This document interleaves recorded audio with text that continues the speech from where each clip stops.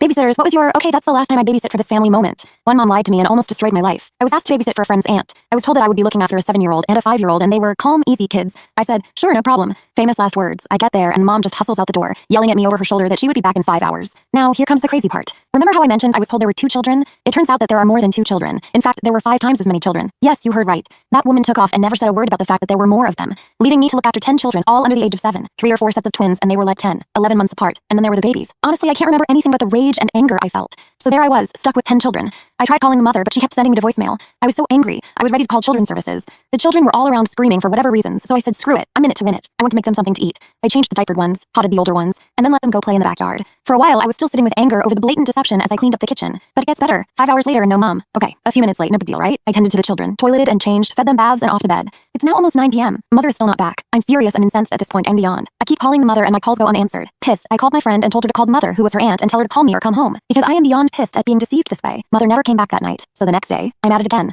I call everyone in the family, including my friend. No answer. So I said screw it and called the police. I explained the situation and they said they would send someone. Nothing. I spent the next day looking after the horde of children and could get no one to relieve me. I was so angry I couldn't see straight. These children were just a handful and more. I remember screaming at them to sit down. Somewhere in, the neighbor heard and came over. I explained the situation to the neighbor. What the neighbor said next shocked me. Oh, she does this all the time, said the neighbor. She lies about how many kids she has because no one would ever agree to look after that many children. The neighbor glanced at me. You know, she might not come back for a few days, I said. She does this so much, no one will watch her children anymore. I was speechless. I ended up stuck with these children for nearly 5 days. I called the police and child services and made it clear that either they send someone to deal with the situation or I was leaving and the children were on their own. Obviously, I was bluffing, but I was sick and tired of being there with them. So after nearly 5 days, a cop finally drags their ass over and makes an appearance. There was this lady with them and they came in to talk to me. In the meantime, I was still tending to children. It wasn't until the children were being loaded into a van that their mother finally decided to make an appearance. She saw the cop cruiser in the van and literally freaked out, screaming at them to stop. They ignored her and kept loading the children into the van. I stormed over to where the mother was, pissed and ready to punch her. What is wrong with you? I shouted at her. I've been stuck here with your children for 5 days when you said you would be back in 5 hours. And you will be paying me every single dime I'm entitled to for sticking with me with 10 kids for this long. You didn't say one word about the other children. You ignored my calls for nearly 5 days and just disappeared.